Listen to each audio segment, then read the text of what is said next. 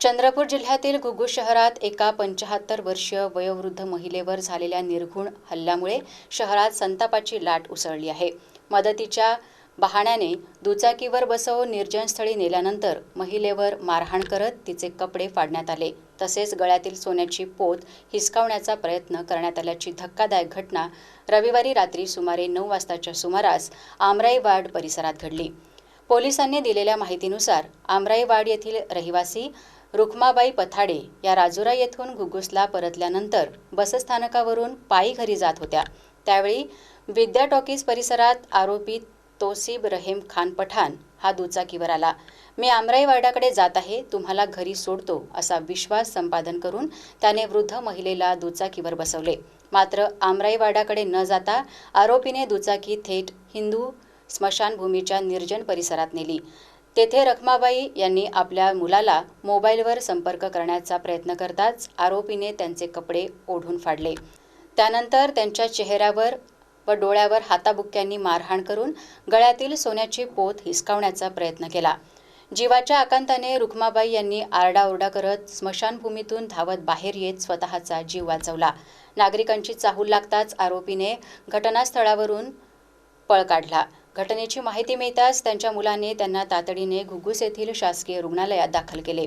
प्रकृती गंभीर असल्याने पुढील उपचारासाठी त्यांना चंद्रपूर येथील खासगी रुग्णालयात हलवण्यात आले।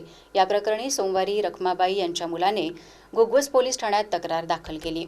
तक्रारीच्या आधारे पोलिसांनी आरोपी तोसीब रहीम खान पठाण याच्याविरुद्ध गुन्हा नोंद करून त्याला ताब्यात घेतले आहे।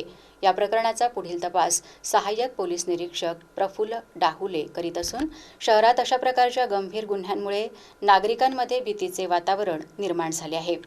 महिलांच्या सुरक्षेचा प्रश्न पुन्हा एकदा ऐरणीवर आला असून आरोपीविरुद्ध कठोर कारवाईची मागणी नागरिकांकडून केली जात आहे। काल सायंकाळी घुग्गुस येथे एक इसम नामे तौसीब खान पठाण राहणार गांधीनगर घुग्गुस याने घुग्गुस येथेच राहणाऱ्या वृद्ध महिला रुखमाबाई पथाडे यांना वाटेत अडवून त्यांच्यासोबत त्यांचा ओढताण करून त्यांचे कपडे फाडले, तसेच त्यांच्यासोबत जबरी चोरीचा प्रयत्न केला। त्याच्यामुळे त्या आरोपीला घुग्गुस पोलीस यांनी लगेच ताब्यात घेऊन पोलीस स्टेशन येथे डिटेन केले आहे। तसेच त्या आरोपीविरुद्ध police station Ghugus मार्फतीने robbery, molestation, विनयभंग तसेच मारहाणीचा गुन्हा दाखल करण्यात येत आहे व आरोपीस अटक करून पुढील कायदेशीर कारवाई करण्यात येत आहे। आरोपीविरुद्ध 309(5) कलम 118(1) आणि 75 नुसार BNS प्रमाणे कारवाई करण्यात येते।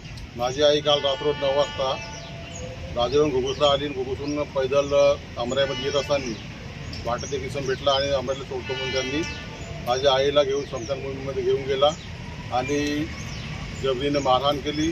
ते ब्लाऊज लुगडं म्हणजे फाडले आणि तिच्याजवळची पर्स वगैरे हिसकावून घेतली त्याला आणि तिने बुक्यांनी माझ्या आईला तोंडावर पूर्ण म्हणजे ओठावर, गालावर, कानावर असं मारलं। त्यामुळे तिचे ओठ सुजलेले आहेत, डोळा पूर्ण बंद झालेला आहे आणि कानाचा पडदा फाटला अशी शंका डॉक्टरांनी व्यक्त केली आहे। त्यानंतर त्याला डॉक्टर पोलीस साहेबांनी